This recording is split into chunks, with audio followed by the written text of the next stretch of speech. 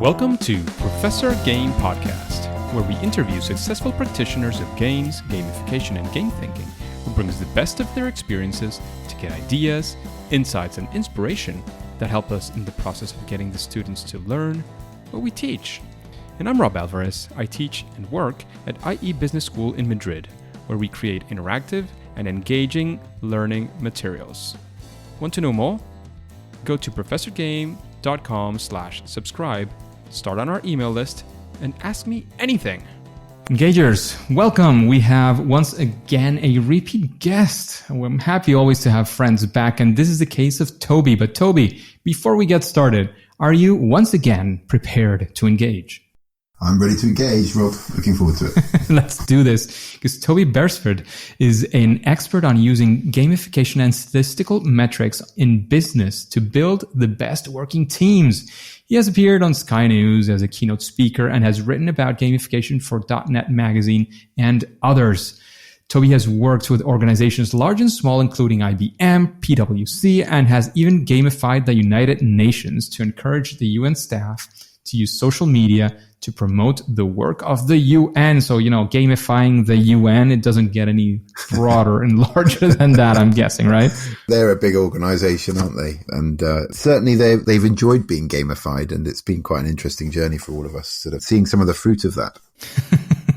Absolutely. And then it's like, they are kind of all over the world. And like, what do you do after you gamify the UN, Yeah, I know. Just wait for the checks to pour in, which of course don't pour in. That's true. That's true. So Toby, we're gathering back because I got an advanced copy of your book a while ago. Now your book is already out there.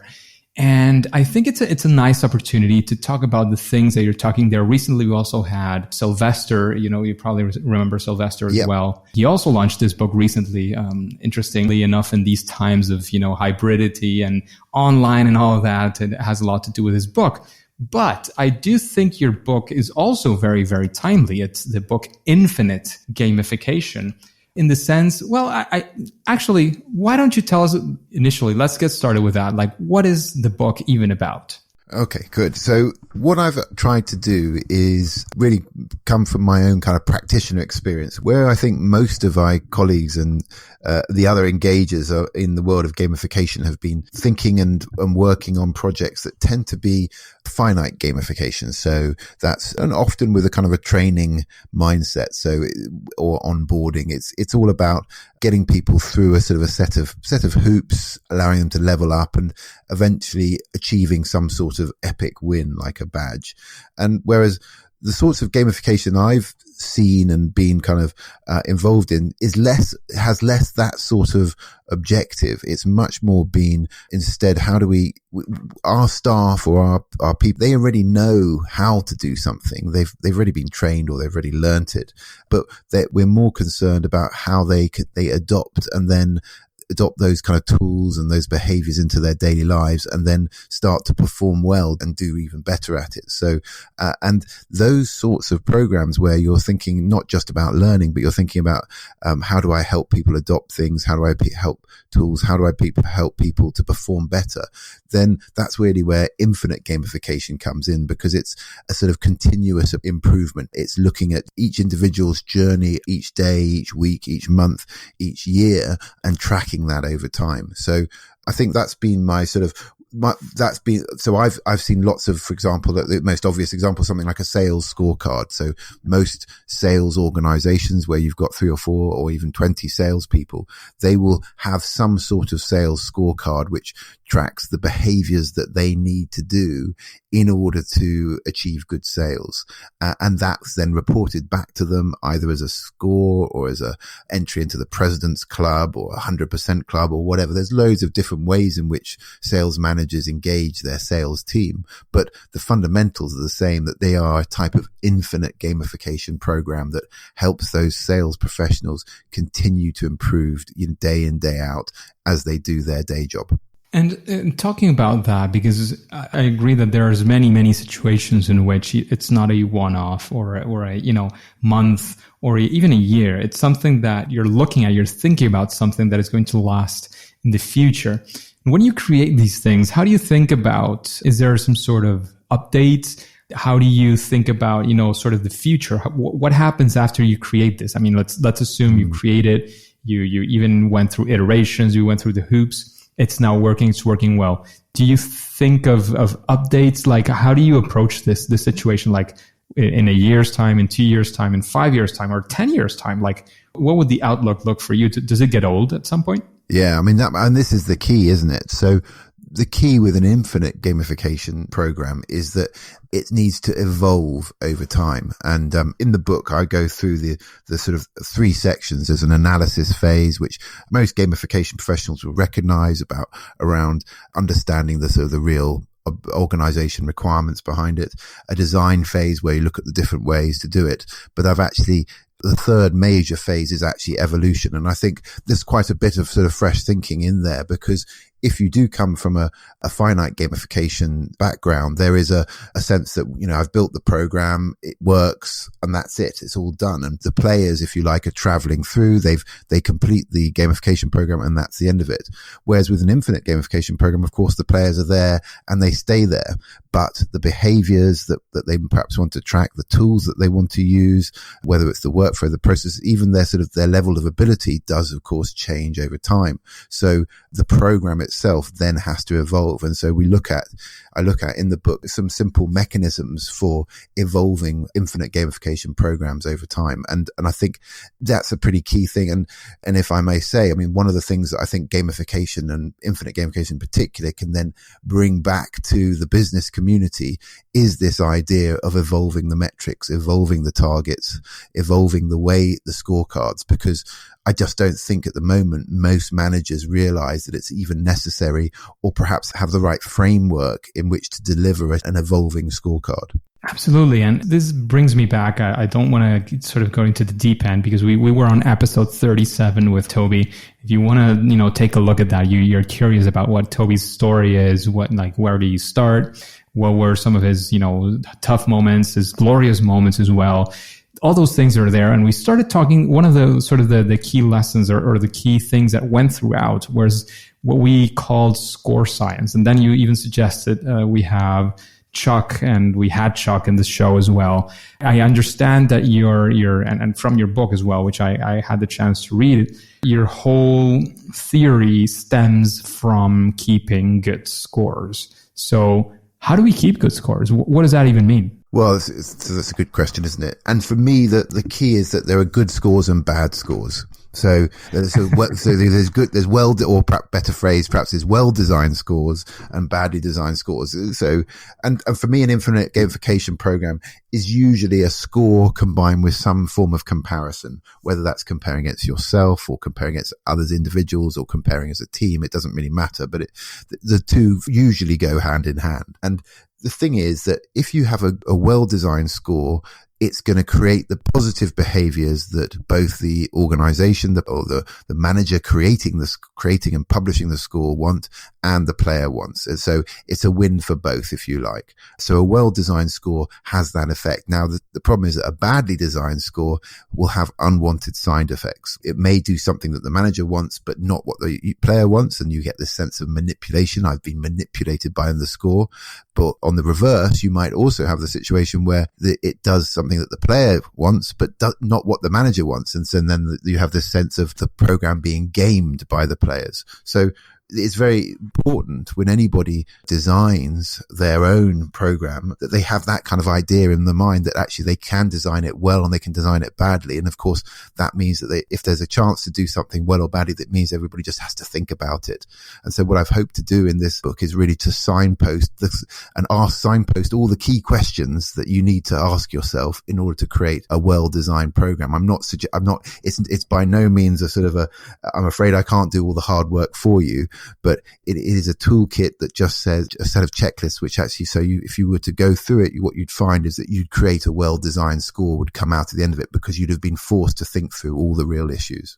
Absolutely. And you've touched upon something there, which is key. And we were talking before starting the interview, which is you're talking about managers and employees. And there's definitely, among many of us, there is an interest and a push that we're doing, like myself, like in everyday work and all the things that we're doing. There is some of us who are also sort of trying to push forward the fact that gamification gets sort of incorporated into business practice and to business studies as well, because we do realize that this can have a great impact, as you were saying, for example, in, the management of employees, but also in other disciplines of business. So how do you view this side of what you were mentioning? Sort of, you're talking about how scores are well kept so that both sides of the business, in this case, employees and employers, are satisfied.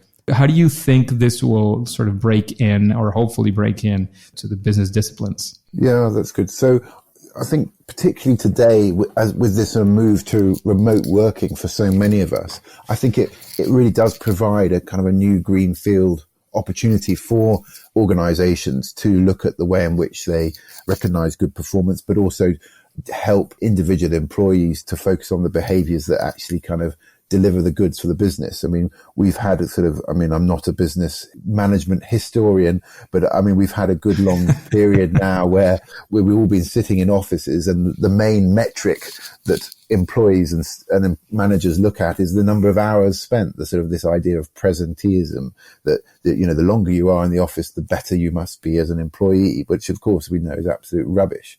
The best employees aren't necessarily the ones that spend the most time sitting at their desk. I'm going to jump in because it couldn't be more timely, sort of a comment in that sense. Like, I'm not going to talk specifics in any capacity, but I know of many situations where exactly that sort of sitting on the chair time was being measured, and whether or not people are sitting there, it's not necessarily about results. It is powerful and it's refreshing. It's one of the few good things that we've had from this pandemic. It's the fact that many people realized that the pandemic came in, and in some businesses where this could already happen, it happened and nothing changed, and then everything is okay. So the business said, oh, so this is something we can do. And actually, we're even saving some money.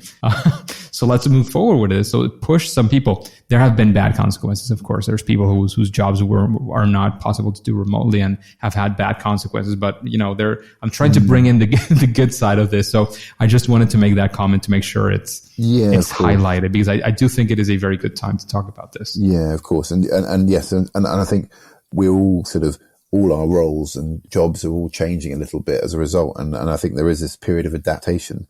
Into that is where I think lots of managers will be now looking at scorecards and the way in which they distribute the score, the results of what's going on at work, because you have to, if somebody's sort of stuck out on a limb somewhere where in their home, that you don't have that sense of shared achievement, you don't have the sense of managerial presence, you don't have that kind of many of the sort of the traditional toolkits that tools a manager has to support his or her staff.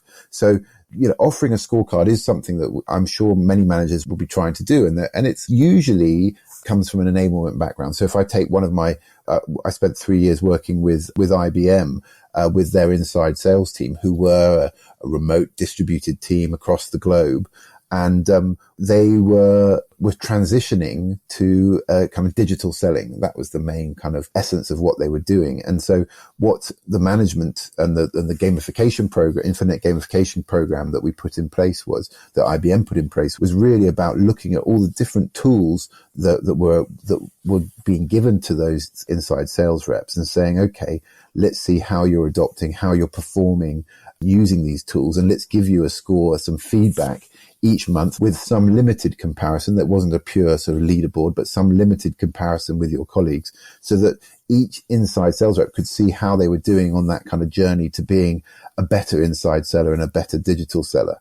And it's a great example. And one of the interesting things, of course, is that program changed an enormous amount from day one to the third year of the program. So, and it comes back to this idea that if the management team are looking at the scoring program, they're looking at the feedback systems they're putting in place and saying from day one, this is going to change in 6 months, in 12 months time, because there will be different tools, there'll be different metrics, there'll be behaviors we weren't expecting. We want to kind of tune and tweak this. If they're thinking that from day one, then I think the program has a chance of succeeding, because nobody gets it right first time. You always have to kind of evolve and change it in response to sort of to user behavior. Absolutely. Absolutely. That makes a lot of sense. And Toby, you know this, I'm also very much into education, and I'm going to just throw in maybe a little bit of controversy here. Hit me, Rob. As we know, grades are also a score that we're keeping, and there are scorecards around grades. And I have personally argued that, school and university in many ways and in many capacities in general, and I'm generalizing very broadly as well, is a poorly designed game. And I don't know if you would argue as well that it is a poorly designed scorecard in many ways. So what's your first reaction when you hear talking about, grades and the grading system and the maybe, well, I don't want to talk about certification because some of them are very valuable as well, but the grading system, what comes to your mind as a scorecard and a scorekeeper, an expert one, indeed? Yeah. So interesting, isn't it? So, I think the first thing that's interesting is the two play together. We are conditioned through education to look at scorecards. That's the one of the reasons that scores and infinite gamification works at all in an industrial setting is because people have spent 18 years in education thinking and being told that, getting a high score is a good thing. So there is obviously that sort of that kind of link between the two. And when it comes to your point about are grades a good thing, I think my perspective on it is that everything that we've found from in the world of infinite gamification is that every context is unique. And what I mean by that is that the more that we know about an organization or even an individual, but particularly around any kind of group trying to do something, that there isn't a kind of a one size fits all infinite gamification sort of scorecard that you can just get out of the box and say, yep, this is going to work here. It just doesn't work like that, because each organization, each kind of learning journey, if you like, taking it in the education world, is going to have a slightly different skew and a slightly different bias. I'm actually doing I'm back in education myself at the moment. I'm doing a part-time theology course, which is fascinating. Oh, wow. Yeah, absolutely brilliant. I thought it was going to be really dull, but it's actually really interesting. Sort of it's a whole different world from gamification. So it's quite interesting. It's good for me.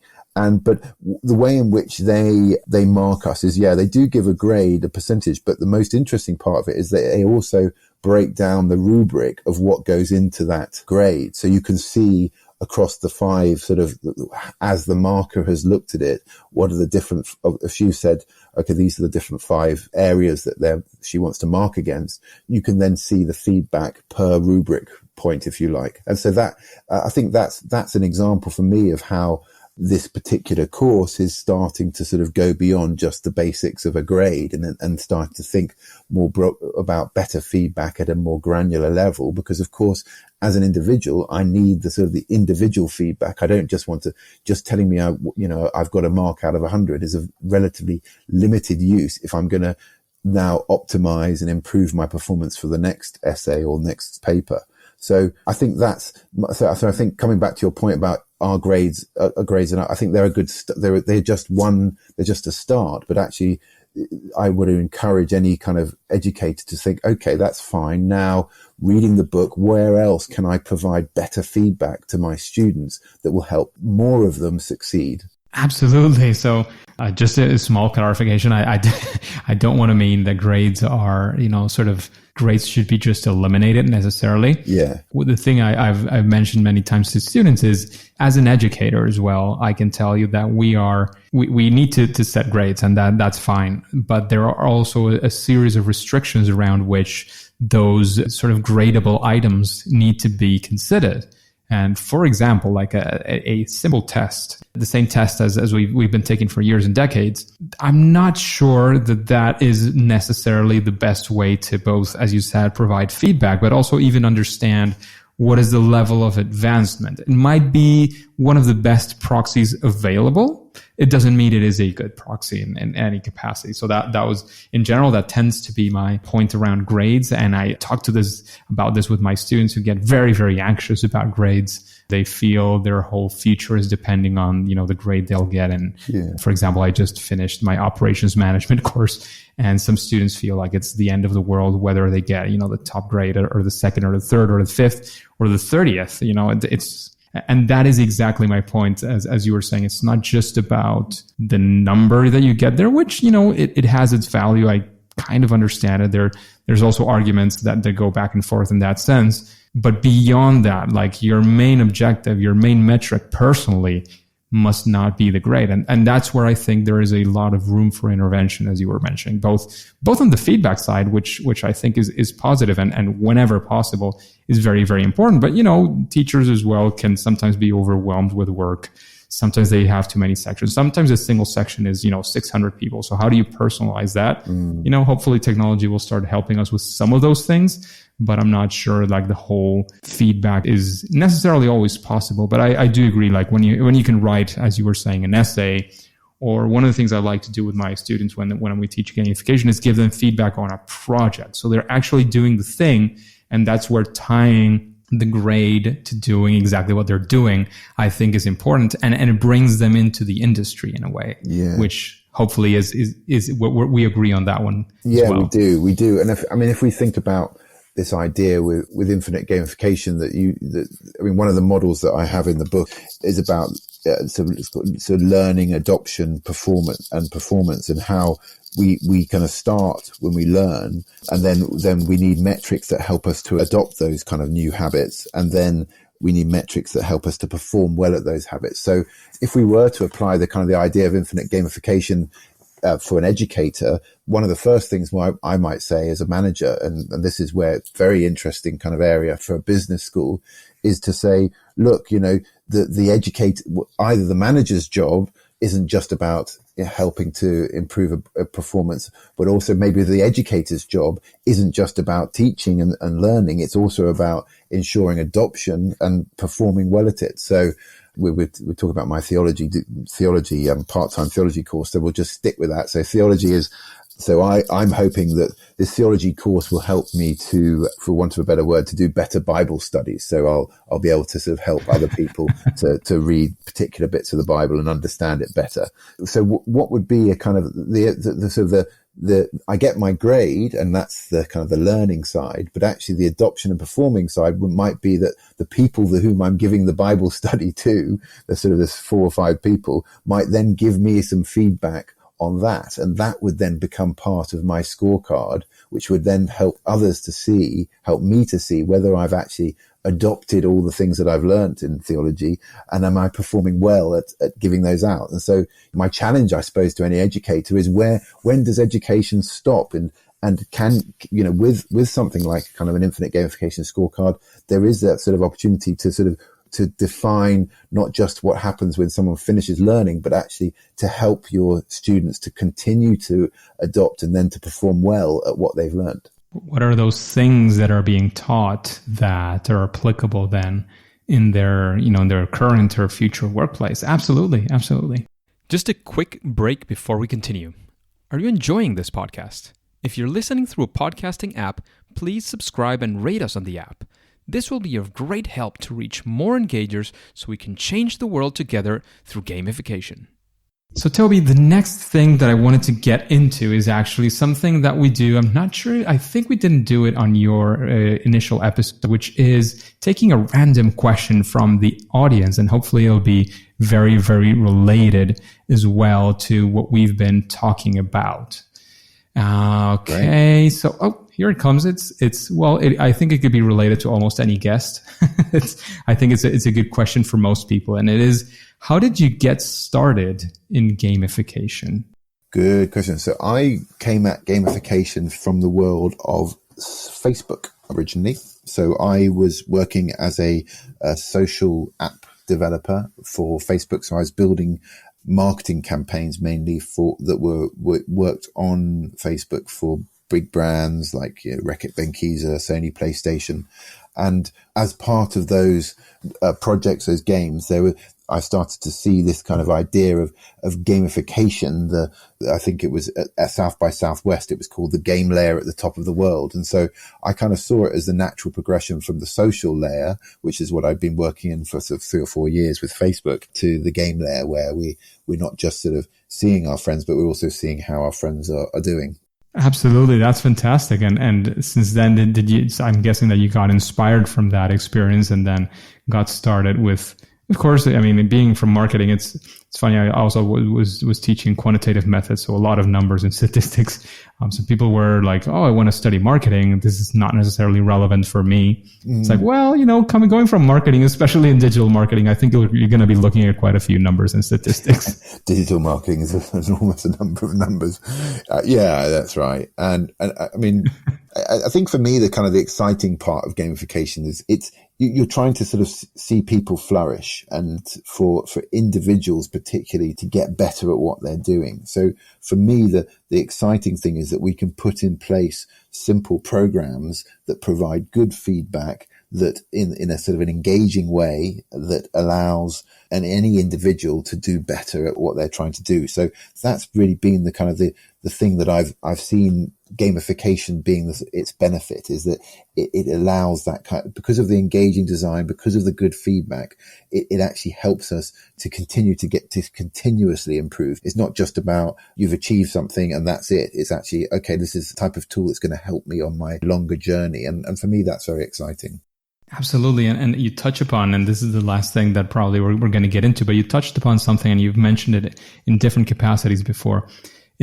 I would almost call it the ethical side of gamification, which I argue is even the place where this actually starts to be effective, maybe not in the immediate run only, but also in the medium and the long term, which is, that side of, gamification is not about just benefiting one of the sides that is in that circumstance. I don't want to call it transaction because it's not a transaction only, but it's about getting people to improve on something that they actually would want to improve and maybe don't manage to do it because they don't understand how it goes, because they can't get into the habit, because they don't find the motivation, whatever that is. Whereas when it's just sort of pure manipulation and getting you to do something that you would otherwise just not do because you don't want to, that's where I think both the field, the person, and the company doing this is losing in the medium and long run. So I just wanted to bring that back and hear your reactions to sort of the ethical side of this whole thing, because I think we have kind of been going around it for a bit. Yeah, no, I think it's critical. And the key word that I have from my experience that resolves this sort of the ethical conundrum is really about maturity. Having run really quite a lot of these programs, I've always been surprised by how immature a large number of players are when they're given a score. And in the book, I talk about this idea of player maturity, that when we receive a score, we all receive it in a slightly different way. And so somebody who's very immature, sort of a baby, will accept the score as given. So if I say, hey, Rob, your score is 34, if you were with a baby mindset, you're like, oh, my score is 34. And you don't think anything out other than that. Whereas a toddler, for example, a sort of 3 or 4 year old might reject the score out of hand and say, oh, I don't care if my score is 34. And then we have a sort of a more mature person, a teenager would then, you'd just say, well, you'd attempt to game the scorecard and say, well, how can I make my score higher with doing the minimum amount of work? But then it's when you come to sort of what I would call sort of an adult understanding, a mature understanding of the scorecard, is you'd say, okay, it's 34. So, okay, so how can I use that score to track my progress and then optimize my activity over time? It's useful to have this score, but how does it help me to get better at what I'm doing? And then it does actually go on the maturity model, because player maturity, because then we have this sort of the idea of a senior who will then challenge the score algorithm and say, well, hang on, how did you get that score 34? Where does that come from? And is it actually measuring the right things? And then finally, we have a sort of the idea of a retiree who, for many different reasons, will say, well, actually, that score is no longer relevant. I've outgrown it. And so actually, I think for me, that this idea of maturity when it comes to receiving, to being given and to accessing and using scores, and there are lots of scores in our lives, aren't there? There's whether it's a Fitbit ratio or the salary or a score that your boss has given, or HR. There are lots of scores or credit score. We receive lots of scores, but actually the key issue that I'm seeing is that people aren't mature haven't matured sufficiently in the way in which they receive them. And so I'd be really excited from my book, From Infinite Gamification, if it helped both managers and players to become a little bit more mature in the way in which we see the scores that are being used on us. Well, that sounds like a beautiful way to end this conversation. So Toby, before we go, of course, where can we find more about Toby? Where can we find Infinite Gamification? Lead us to wherever you want us, and of course, any other call to actions that you want to have. This is the time before we say game over. Thank you, Rob. Well, guys, have a look at infiniteGamification.com. There's a link there to the book. It's on Amazon as Kindle or as a paperback. And they're also going to, every time I sort of have any kind of videos or downloads or resources, I'm going to be putting them up on that site. I've created an Instagram for Infinite Gamification. So if you like that social media, please come and follow me there. And as a takeaway, it'd be really helpful. We're really keen, I think, all of us within the gamification industry, to see gamification being kind of used in the right way, but also, used more widely. And so my hope is that this book which is targeted at kind of any type of business manager or any type of leader, this could be a tool that we could be sharing within kind of organizations that we're in and saying, look, this is how you could be using gamification with your spreadsheet about your employees or your HR program or whatever it is. But I think what we really need to do to expand the kind of the reach and the ability of gamification itself is to sort of see it being used in the right way within organizations. And my hope is that this book can contribute to that kind of vision. Absolutely. I'm sure it will. So thank you very much, Toby. We can find Toby both on his website of infiniteGamification.com. There is an Infinite Gamification Instagram account. I know I've followed Toby for a while in Twitter as well. So you can find the links to all of these things. You can go to ProfessorGame.com. You type Toby. You'll find both of these awesome episodes with Toby. And if you're anything interested into these things about scorekeeping and scorecards and score science and infinite gamification, you'll find a lot of value in both of these episodes. So Toby, again, thank you very much for your time. Thank you very much for writing a book. I know it's a massive endeavor, which is not always financially recognized, but I'm sure it'll bring you, a lot of recognition from the work that you have done. So thank you very much for all of that. However, at least for now and for today, it is time to say that it's game over. Thanks, Rob. Hey, Engagers. Thank you for listening to the Professor Game podcast, and I hope you enjoyed this, encore with Toby. And I know you always have interesting things you want to find out. There are questions that you have. So if you have questions, if there's something that you're curious about, something that would maybe be very useful for you in your life, well, go ahead, go to professorgame.com/question and ask your question. It will very probably be selected in the future, and if it does, it'll come up in a future episode and you will get answered live by one of our experts.